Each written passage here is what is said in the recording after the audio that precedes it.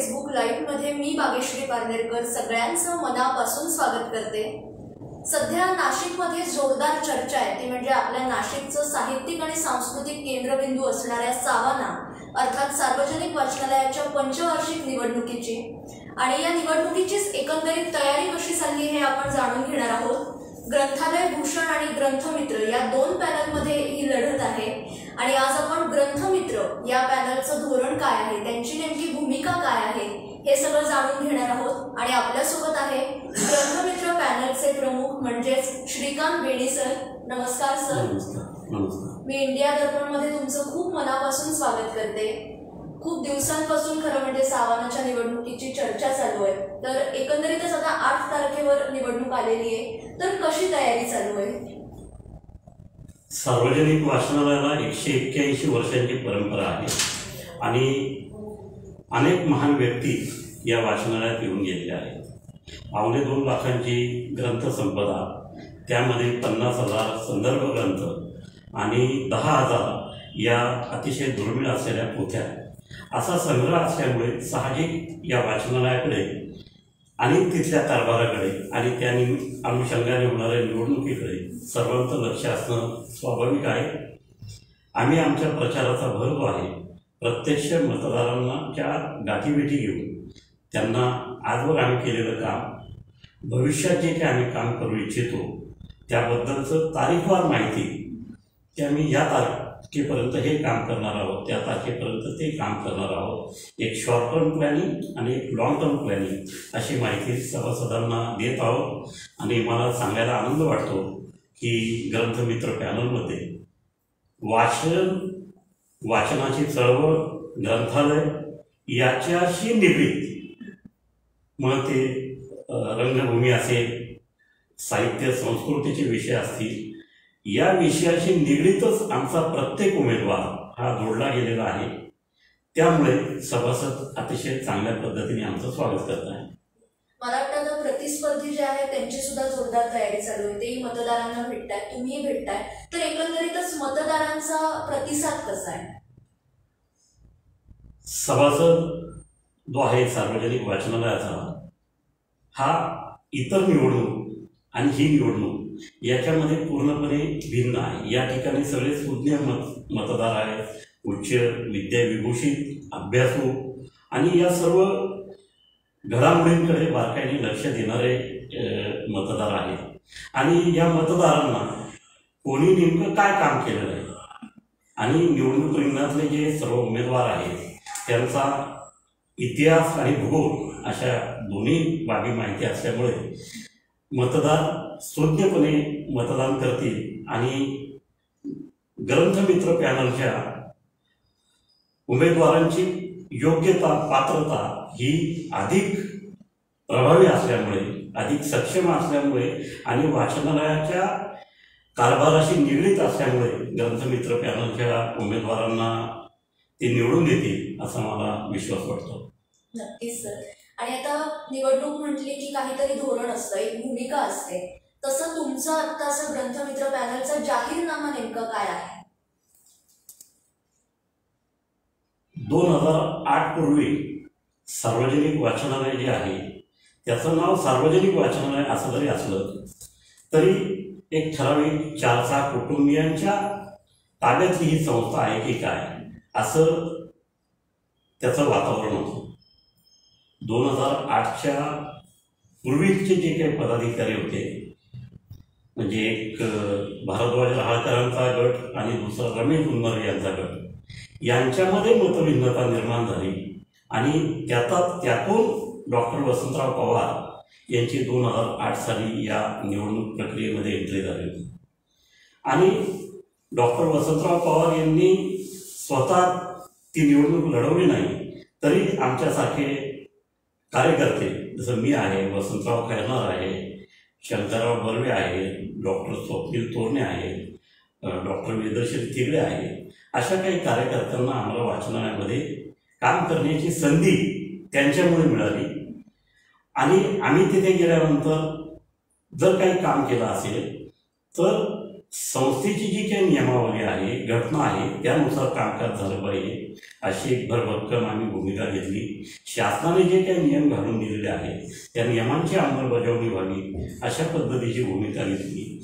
आणि दुसऱ्या बाजूला आम्ही हे ठराविक 4-6 कुटुंबियांच्या ताब्यात असलेलं सार्वजनिक वाचनालय हे सर्व समाजाच्या लोकांनी मोठ्या संख्येने त्या ठिकाणी यावं, या ग्रंथसंपदेचा त्यांनी लाभ घ्यावा. आज आम्ही सांगतो की 2.25 लाख पुस्तकं आमच्याकडे आहे, परंतु ते केवळ जर कपाटात पडून राहिले तर ते फक्त प्रचाराचा एक भाग नाही. पुस्तके लोकांपर्यंत पोहोचले पाहिजे. आणि केव्हा पोहोचतील? ज्या वेळेला अधिक संख्येने वाचनालयाचे लोक सभासद होतील आणि त्याच वेळेला या वाचनालयाची अधिक प्रगती होऊ शकेल, अधिक विस्तीर्णता येऊ शकेल आणि तिथल्या ग्रंथसंपदेचा लाभ लोक घेऊ शकतील. ही गोष्ट आम्ही प्रामुख्याने लक्षात घेतली आणि अधिकाधिक वाचनप्रेमींना वाचनालयामध्ये सभासद करून घेण्यासाठी प्रयत्न केला. दुर्दैवाची गोष्ट म्हणजे 2008 पूर्वी परशुराम सायकलकर नाट्यगृहाच्या बाहेर जे अनेक रंगकर्मी रोज गप्पा मारायला उभं राहायचे ते देखील वाचनालयाचे अनेक वर्ष सभासद नव्हते. अनेक जिल्हा साहित्यिक मेळाव्यामध्ये सहभागी होणारे अनेक साहित्यिक कवी हे वाचनालयाचे सभासद नव्हते. आम्ही त्यांना विनंती केली. ते म्हटलं, साहेब आम्हाला आजपर्यंत कोणी म्हटलंच नाही. म्हटलं, कोणी म्हणण्याची कशासाठी वाट बघता तुम्ही स्वतःहून या. ही सार्वजनिक वाचनालय ही कोणाची मालमत्ता नाही, आपल्या सर्वांची आहे आणि आपल्या सर्व नाशिककरांची जबाबदारी हे वाचनालय अधिक कसं पुढे जाईल. आणि ती भूमिका आम्ही 2008 पासून घेतली आणि त्याचा परिणाम म्हणजे 2008 साली झालेल्या निवडणुकीच्या वेळेला झालेलं 1200-1300 लोकांचं मतदान आणि आज मतदानासाठी पात्र असलेले 6189 मतदार. म्हणजे आम्ही जे काम केलं ते लोकांसमोर आहे, एक विषय. दुसरं, 2011 साली मी 10 ते 11 या वर्षामध्ये वाचनालयाचा प्रमुख सचिव होतो. त्यावेळेला आम्ही एक अत्याधुनिक पुस्तक देवघेव विभागासाठी सॉफ्टवेअर घेतलं. त्या सॉफ्टवेअरमध्ये काय काय व्यवस्था होत्या तर आम्ही सर्व सभासदांची संगणकामध्ये नोंदणी केली.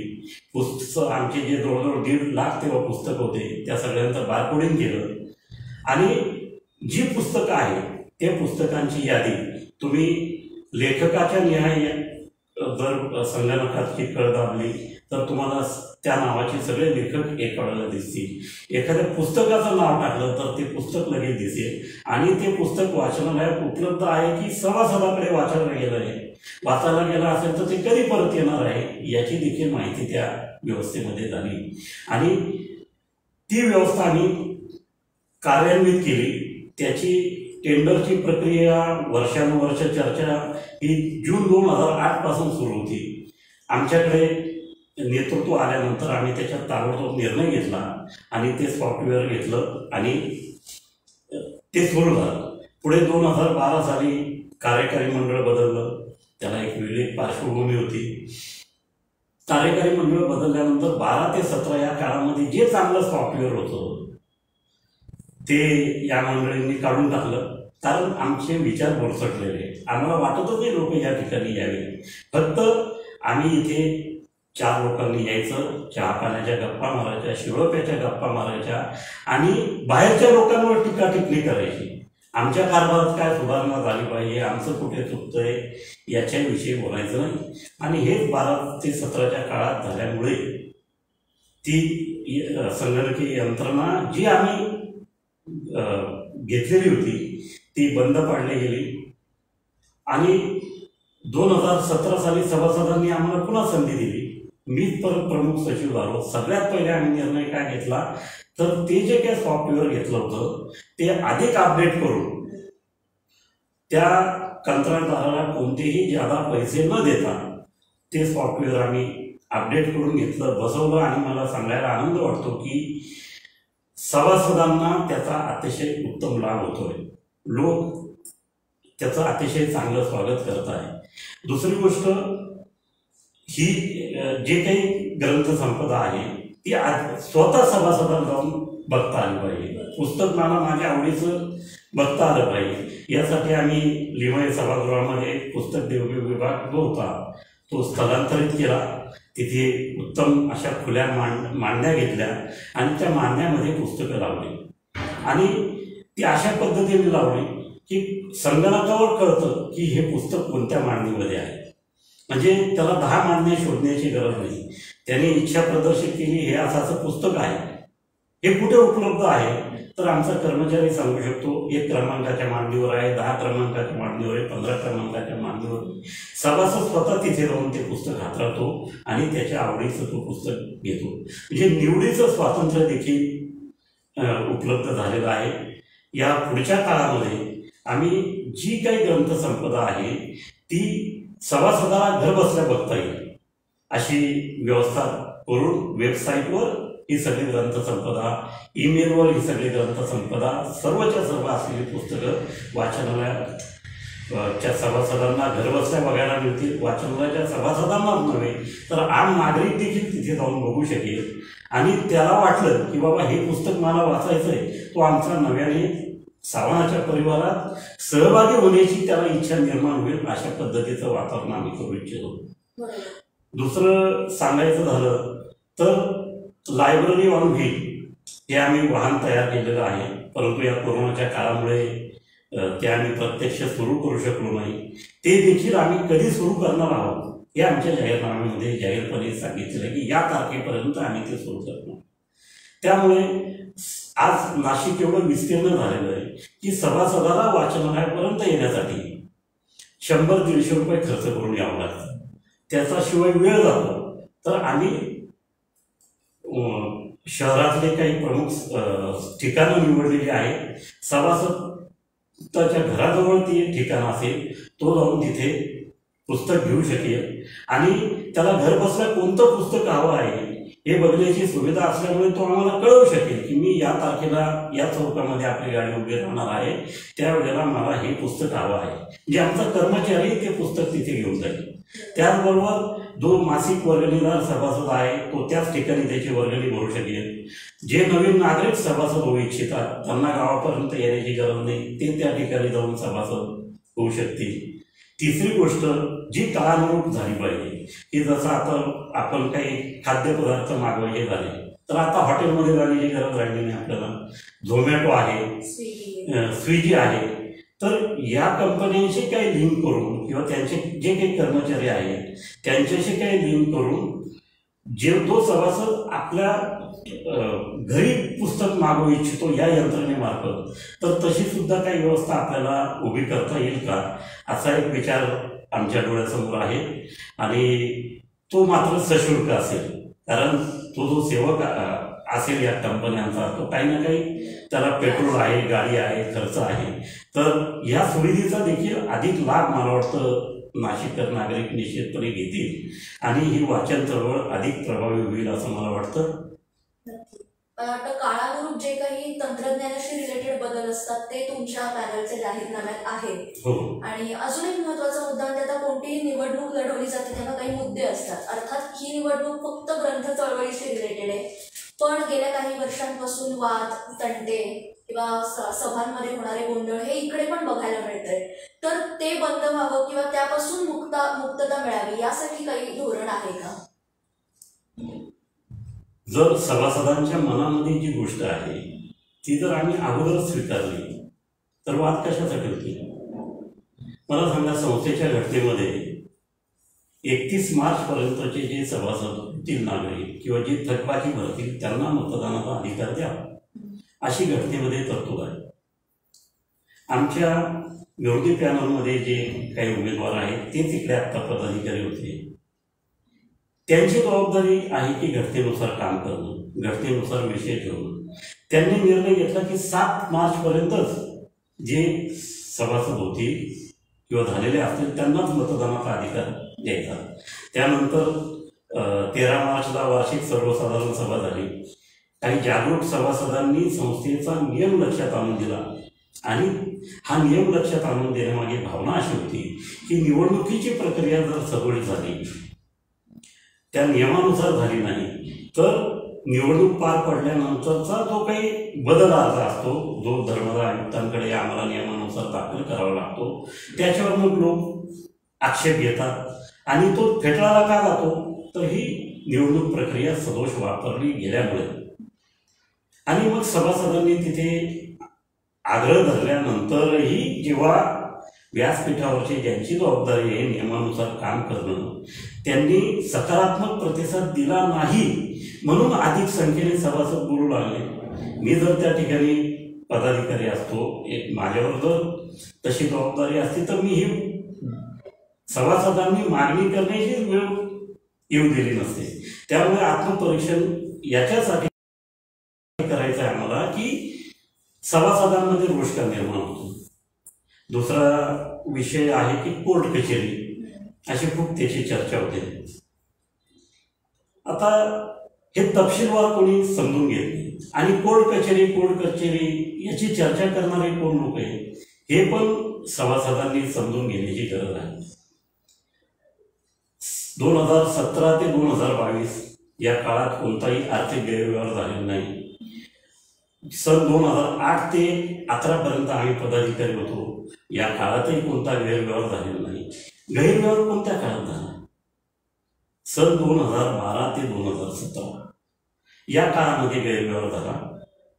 या गैरव्यवहारामध्ये 2 मुद्दे प्रामुख्याने होते, जे 2 टप्पे होते।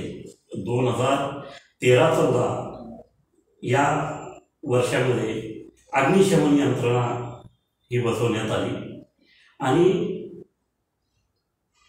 या कार्यकारी मंडळामध्ये ॲडव्होकेट अभिजित बगदे जे वकील आहेत त्यांनी जून 2012च्याच बैठकीमध्ये सूचना मांडली होती की 5,000च्या वरती जर काही काम करायचं असेल तर त्याचं टेंडर काढण्यात यावं। मात्र प्रत्यक्षात जेव्हा अग्निशमन यंत्रणेचं काम झालं आणि त्याच्यावर थोडके नव्हे तब्बल 63 लाख रुपये खर्च झाले, ते काम टेंडर न काढता करण्यात आलं आणि ज्या बगदे यांनी सूचना मांडलेली होती टेंडर काढून काम करावं ते मात्र गप्प बसले।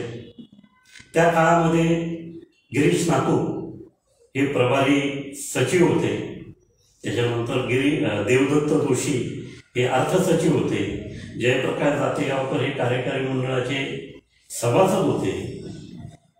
या मंडळींनी ते ज्यांच्या नेतृत्वाखाली काम करत होते त्या नेतृत्वाने समजा टेंडर न काढण्याची किंवा स्वतःकडे सगळे अधिकार घेऊन काम करण्याची भूमिका घेतली असेल समजा, तर प्रसंगी नेतृत्व चुकत असेल तर त्याच्या विरुद्ध सुद्धा स्पष्ट भूमिका घेण्याची गरज होती।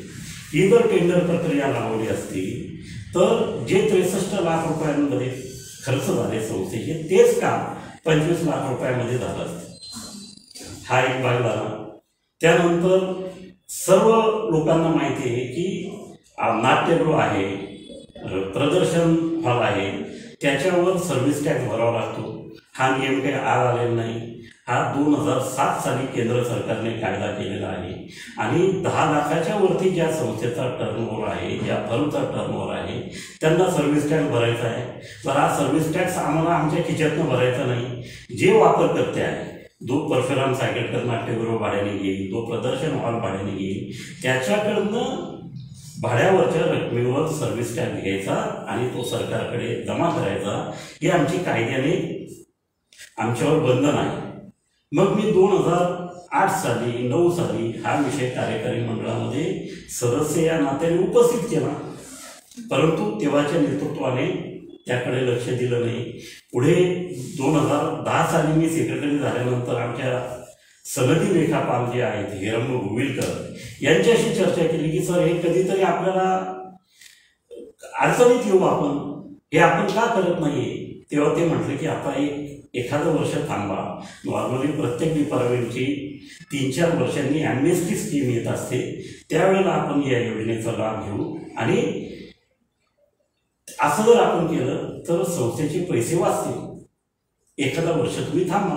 आता आमची जी मुदत होती 2008 ते 2013 होती, काही लोकांनी सामुदायिक राजीनामे दिले आम्ही नियमाचा आग्रह धरत असल्यामुळे, आणि म्हणून ती मध्यवर्ती निवडणूकमध्ये 2012 सालीच झाली। आम्ही त्यातून सभासदांनी आम्हाला निवडून दिलं नाही, आम्ही बाहेर पडलो।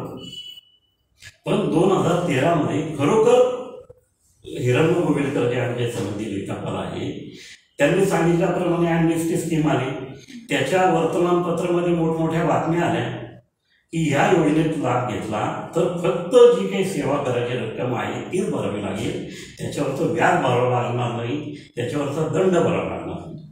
आता वाचनालयात जे काम करतात कार्यकारी मंडळामध्ये ते किमान पेपर वाचत असतील, वर्तमानपत्र वाचत असतील, एवढी रास्त अपेक्षा आपण धरू की नाही.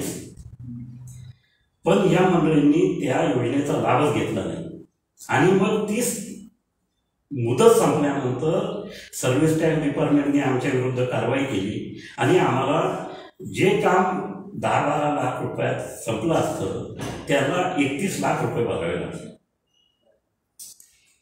मग याला जबाबदार कोण? आम्ही आहोत का? तिसरी गोष्ट, नूतनीकरणाचे कामं झाले 2015-16 या वर्षात. ते अशाच पद्धतीने झाले, नियमांची पायमल्ली करून, आणि त्यामुळे त्यात जे काही गैरव्यवहार झाला होता त्याची चौकशी करण्यासाठी तेव्हाचे अध्यक्ष विलास औरंगाबादकर यांनी तज्ज्ञ लोकांची समिती नेमली. त्याच्यामध्ये रमेश देशमुख सर होते, त्याच्यामध्ये ॲडव्होकेट श्रीधर व्यवहारे होते, एक इन्कम टॅक्सच्या विषयातले government approved valuer architect Anil Chordia होते. औरंगाबादकरांच्या सूचनेनुसार त्यांनी अहवाल तयार केला त्या सर्व झालेल्या कामाचा, आणि त्याच्यात निष्पन्न झालं की जी काही बिलं दाखवली आहेत रेकॉर्डवर, उदाहरणार्थ फर्निचर करण्यासाठी प्लायवूड आणलं, 350 प्लायवूडचं बिल दिलं गेलं, परंतु सगळं झालेलं कामाचं मोजमाप घेतल्यानंतर लक्षात आलं की अरे इथे तर 125 प्लायवूड लागलेले आहेत. तरी तुटफूट म्हणून त्यांनी 150 प्लायवूड हिशोबासाठी धरले. तर 200 प्लायवूडचा पैसे गेले पुढे.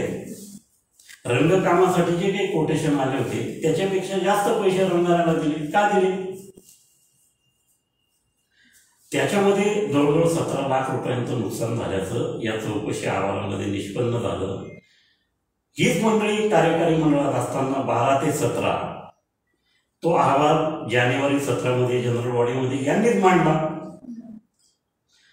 त्या जनरल बॉडीमध्ये निर्णय झाला की हे गैरव्यवहार करणारे जे आहेत यांचं सभासदत्व रद्द करा, निलंबित करा, म्हणून जहागीरदार, केळकर, बेदरकर यांचं सभासदत्व वार्षिक सर्वसाधारण सभेने निलंबित केलं आणि तपशीलवार चौकशी करायला सांगितली. मग या चौकशी समितीने तपशीलवार चौकशी केली आणि 5 मार्च 2017च्या जनरल बॉडीमध्ये तो अंतिम अहवाल मांडला गेला. तो अहवाल मांडल्यावर सभासदांनी ठराव मांडले की यांचं सभासदत्व रद्द करा आणि यांच्या विरुद्ध वसुलीचा दावा करा. मग आता जनरल बॉडीने जो काही ठराव केलेला आहे त्याची अंमलबजावणी जर आम्ही केली नसती तर आमच्या विरुद्ध कारवाई होते ना, कारण नियमानुसार काम करणं आणि सभेत झालेल्या ठरावाची अंमलबजावणी करणं हे कार्यकारी मंडळाचं काम आहे.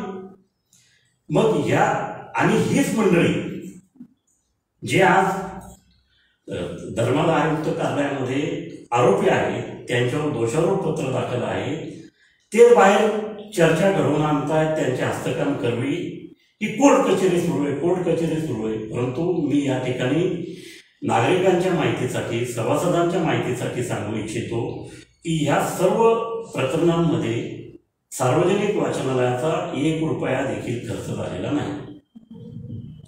जे आरोपी आहेत, ज्यांच्यावर दोषारोप पत्र दाखल आहे, त्यांचा मात्र खर्च होतोय, कारण या वैयक्तिक स्वरूपाचे ते दावे आहेत त्याला संस्थेतून खर्च करता येत नाही. त्याच्यामुळे 41D मध्ये जे काही आरोपी आहेत, जातेगावकर, जोशी, नातू, या मंडळींना, बगदे, या मंडळींना त्याचा वैयक्तिक खर्च करावा लागतोय. सार्वजनिक वाचनालयातनं 41D वर 1 रुपया खर्च झालेला नाही. दुसरा जो जहागीरदार, बेदरकर, केळकर यांच्या विरुद्ध वसुलीचा दावा दाखल केलेला आहे तो प्रारंभिक स्टेजमध्ये आहे. त्याच्यामुळे वैयक्तिकरित्या मी त्याचं काम बघितलेलं आहे. अद्याप त्यावर 1 रुपया देखील वकिलाला आम्ही दिलेला नाही.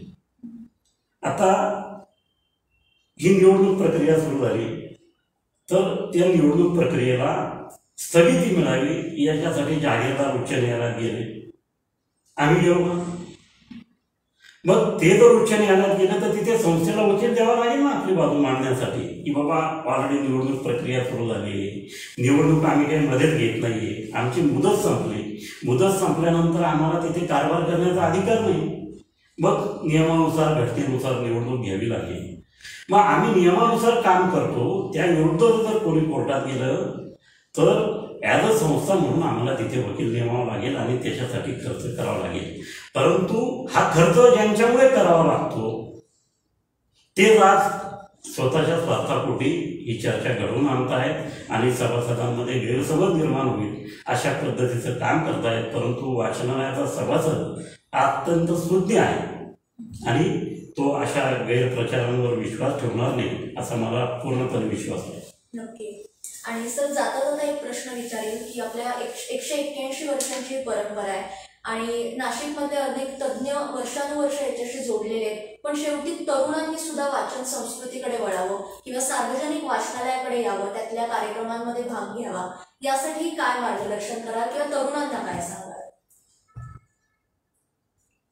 पहिले तर मी एक अतिशय आनंदाने आणि समाधानाने सांगू इच्छितो की हा कोरोनाचा काळ वगळता 2017 ते 2022 या कार्यकाळामध्ये जे काही कार्यक्रम झाले, आमचा जिल्हा साहित्यिक मेळावा 50वा वर्ष होतं, त्याचं सुवर्ण महोत्सवी वर्ष, भाषातज्ञ पद्मश्री डॉक्टर गणेश देवी त्या कार्यक्रमाच्या समारोपासाठी आले होते. उद्गारणांसाठी सुप्रसिद्ध अभिनेते आणि चांगले वाचक, चांगले अभ्यासक मकरंद अनासपुरे आले होते आणि त्या जिल्हा साहित्यिक मेळाव्याच्या अध्यक्षस्थानी दत्ता पाटील हे अतिशय चांगले नाट्यलेखक, चांगले साहित्यिक, चांगले विचारवंत तरुण मुलगा, त्याची आम्ही निवड केली होती.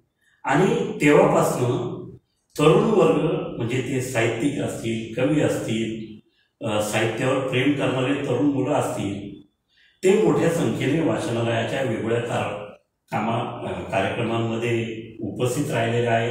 वेगवेगळ्या कार्यक्रमांच्या निमित्ताने आम्ही या तरुण साहित्यिकांनाच अधिक संख्येने बोलवून आमचे कार्यक्रम पार पाडलेले आहेत आणि त्याला चांगला उत्तम प्रतिसाद मिळालेला आहे.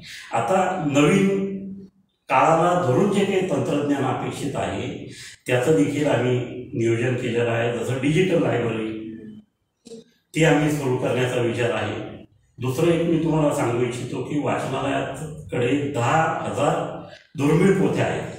त्या दुर्मिळ पोथ्यांचं डिजिटलायझेशनचं काम पूर्ण झालेलं आहे, पण या पोथ्या जगभरातल्या अभ्यासकांना उपलब्ध झाल्या पाहिजे या दृष्टीने जी काही आवश्यक ते सॉफ्टवेअर घेणे, त्यानंतर ते जगभरातल्या अभ्यासकांना उपलब्ध करून देणे, याच्यासाठी जी आवश्यक व्यवस्था आहे ती आम्ही येत्या 6 महिन्यामध्ये करणार आहोत. वाचनालयाच्या संदर्भ विभागामध्ये 50,000 पुस्तकं आहेत, त्यातले अनेक पुस्तकं दुर्मिळ आहेत, त्याचं देखील डिजिटलायझेशन करण्याचं काम आम्ही सुरू करणार आहोत. आणि परशुराम सायकेलकर नाट्यगृह आहे, त्याला आपण कसं नवीन रूप देऊ शकतो याचा पण आम्ही विचार करून त्याची कार्यवाही करतोय. ऑलरेडी परशुराम सायकेलकर नाट्यगृहामध्ये आम्ही उत्तम दर्जाची ध्वनी व्यवस्था राबवलेली आहे. नाट्यगृहाच्या व्यासपीठावर जाता यावं सभागृहातून या दृष्टीने आम्ही दोन्ही बाजूला दरवाजे केले आहेत. खुर्च्यांची पण आम्ही दुरुस्ती केली होती. पंख्यांची आम्हाला काळानुरूप बदल करणं आवश्यक आहे आणि काही लोकांची मागणी आहे की तुम्ही एअर कंडिशन करा, त्याचा देखील दोन्ही बाजूने विचार होणं गरजेचं आहे. कारण आमचा परशुराम सायकेलकर नाट्यगृहाचा क्लायंट किंवा ग्राहक आणि कालिदास कला मंदिर मधला ग्राहक याच्यामध्ये खूप फरक आहे. कालिदास कला मंदिर एअर कंडिशन जसं आहे तसं त्याची भाड्याची रक्कम देखील खूप मोठी आहे आणि त्या तुलनेमध्ये परशुराम सायकेलकर नाट्यगृहात व्याख्यान आयोजित करायचं असेल तर आम्ही फक्त 3,500 रुपये घेतो आणि 750 लोकांची तिथे बसण्याची व्यवस्था आहे. आता ते जर एअर कंडिशन केलं तर त्याचं भाडं किती होईल, मग ते सगळ्यांना परवडेल का, असं दोन्ही बाजूचे विचार करून आणि जे वापरकर्ते आहेत त्यांना विश्वासात घेऊन याविषयीची योग्य ती योजना तयार करून त्याची अंमलबजावणी आम्ही करणार आहोत. त्याचबरोबर या निवडणुकीच्या निमित्ताने जे काही वेगवेगळ्या खरं तर चर्चा व्हायला नको की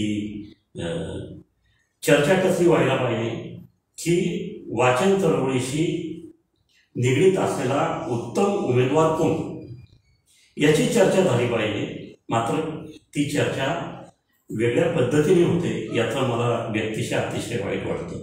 उदाहरणार्थ आमच्या अध्यक्षपदाचे उमेदवार आहेत वसंतराव खैरनार. वसंतराव खैरनार हे ज्योतिष कोर्सच्या माध्यमातून 50 वर्ष पुस्तक या व्यवसायाशी जोडले गेलेले आहे. ते लेखक तुमच्या भेटीला हा उपक्रम गेल्या 22 वर्षांपासून राबवून देशभरातल्या मान्यवर लेखकांशी वाचकांचा, साहित्यावर प्रेम करणाऱ्या नागरिकांचा संवाद घडवून आणत आहे. ह्या कामाची चर्चा झाली पाहिजे. चर्चा मात्र ते कोणत्या समाजाचे आहे याची होते तेव्हा मला अतिशय वेदना होतात. आमचे उपाध्यक्षपदाचे उमेदवार आहेत डॉक्टर दिलीप धोंगे. त्यांचं शिक्षण क्षेत्रातले तर उत्तम कामगिरी आहे. ते पुणे विद्यापीठाच्या संत ज्ञानेश्वर अध्यासनाचे आज प्रमुख म्हणून काम करत आहे. ते उत्तम समीक्षक आहेत, उत्कृष्ट साहित्यिक आहेत. त्याची चर्चा होणं गरजेचं आहे. आमच्या उपाध्यक्षपदाच्या दुसऱ्या उमेदवार आहेत मानसी देशमुख. त्या दांडेकर टेक्निकल इन्स्टिट्यूटच्या माध्यमातून समाजातला जो दुर्बल घटक आहे त्या दुर्बल घटकाला स्वतःच्या पायावर उभं करून प्रशिक्षण देऊन आत्मनिर्भर करण्याचं काम करतायत. त्याचबरोबर त्या चांगल्या लेखिका आहेत, चांगल्या कवयित्री आहेत. याची चर्चा झाली पाहिजे. माझ्या पॅनलमध्ये जे काही 18 खाली कार्यकारी मंडळामध्ये 15 उमेदवार आहेत त्यांची गुणवत्ता वाचन चळवळीशी निगडीत आहे की नाही, समाज क्षेत्रामध्ये वेगवेगळ्या क्षेत्रात उत्तम काम करतायत की नाही याबद्दल चर्चा झाली पाहिजे. दुर्दैवाने काही लोक हेतुतः त्याला वेगळे परिमाण लावतात आणि हे दाखवून देतात की आम्ही वाचनालयात येऊन सुसंस्कृत झालो नाही. हे ते आपल्या कृतीतनं दाखवून देत आहेत. माझी त्यांना हात जोडून विनंती आहे की आपण चर्चा करूया वाचन चळवळीची. ध्यास वाचनाचा विकास, सर्वांगीण विकास हा सार्वजनिक वाचनालयाचा हे तुमचं आणि माझं उद्दिष्ट असलं पाहिजे. सभासद निवडणुकीमध्ये ज्यांना निवडून देतील ते तर तिथे कारभार करतीलच, परंतु जे पराभूत होतील त्यांना देखील आपण बरोबर घेऊन या चळवळीमध्ये सहभागी करून घेऊन ही सार्वजनिक वाचनालय अधिक कसं प्रगती होईल आणि या वाचनालयाच्या शाखा केवळ नाशिक शहरात नव्हे तर जिल्ह्यामध्ये वेगवेगळ्या स्तरामध्ये कशा अधिक प्रभावीपणे आपल्याला वाढवता येईल या दृष्टीने प्रयत्न आपण सर्व मिळून करूया. निवडणुकी 8-15 दिवसांची असते. निवडणुकीनंतर काय पुन्हा 5 वर्षांनंतर सभासदांना जेव्हा मला सामोरं जायचं आहे आणि त्यांना त्यांच्या प्रश्नांना उत्तर द्यायचे आहे, आज सभासदांच्या मनामध्ये ज्या काही शंका आहे, चिंता आहे, ज्या विषयाची काळजी आहे ते सर्व विषय दूर करणे एक भाग. आणि जे निवडणुकीत उभे आहेत ते पण आमचेच बांधव आहे. त्यांना वाचनालयाच्या विषयी त्यांनाही प्रेम आहे. सभासद ज्यांना निवडून देतील ते काम करतील आणि जे या निवडणुकीत निवडून येऊ शकणार नाही त्यांना देखील आम्ही सहभागी करून घेऊन आपण एकोप्याने कसं पुढे जाऊ या दृष्टीने विचार करण्याचं काम हे ग्रंथमित्र पॅनल करणार आहे. एवढंच मी या ठिकाणी सांगू इच्छितो. आम्ही समाजावर प्रेम करणारे माणसं आहोत. आम्ही समाजाला काहीतरी देणं लागतो या भावनेने काम करणारे माणसं आहोत. आम्ही ज्या ज्या संस्थांमध्ये काम केलं त्या संस्था आम्ही यशोचित्रावर नेलेल्या आहेत. त्याचं प्रगल्भ उदाहरण आहे वसंत व्याख्यानमाला. मी ज्या वेळेला सेक्रेटरी झालो त्यावेळेला संस्थेवर 78,00,000 रुपये कर्ज होतं. आज मी अभिमानाने सांगू शकतो की या संस्थेच्या आज 40 लाख रुपयांच्या ठेवी आहेत. मी सार्वजनिक वाचनालयामध्ये काम करायला लागलो. आम्ही सभासद संख्या वाढवली. कोरोनाच्या काळामध्ये आमचं सर्व उत्पन्न बंद होतं, नाट्यगृह बंद होतं, प्रदर्शन हॉल बंद होते. आम्ही या सभासदांचे जे काही निधी जमा झाला त्यामुळे आम्हाला आमच्या ज्या काही ठेवी होत्या त्याच्यातला 1 रुपया देखील खर्च करावा लागला नाही हे मी अभिमानाने सांगू शकतो. तेव्हा आम्ही समाजाला देणारे लोक आहोत, संस्थेकडनं काही घेणारे नाही. एवढंच सभासदांनी लक्षात घ्यावं आणि ग्रंथमित्र पॅनलच्या सर्व उमेदवारांना त्यांची निशाणी फळा आहे त्यांना विजयी करावं अशी मी या निमित्ताने विनंती करतो. नक्कीच सर.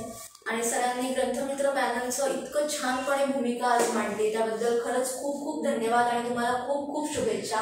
आणि आपले सगळे मतदार किंवा आपले सगळे सभासद सुज्ञ आहेतच, त्यामुळे ते योग्य तो निर्णय घेतीलच ही खात्री आहे. पण पुन्हा एकदा तुमचे खूप मनापासून धन्यवाद. इंडिया दर्पणच्या माध्यमातून खूप अतिशय उत्तम काम चालू आहे आणि एक या क्षेत्रातला छोटा कार्यकर्ता पत्रकारितेचा म्हणून मी सांगू इच्छितो की इंडिया दर्पणनी आमचे गौतम संचेती असतील, भावे ब्राह्मणकर असेल, चौधरी असतील, या लोकांनी काळाला अनुरूप योग्य ते बदल केले आणि समाजापुढे एक उत्तम माध्यम हे उपलब्ध करून दिलेलं आहे. आणि या चांगल्या माध्यमाच्या माध्यमातून आमचे विचार हे तुम्ही जनसामान्यांपर्यंत पोहोचवण्यासाठी आम्हाला जी मदत केली त्याबद्दल मी तुमचा आभारी आहे. थँक्यू.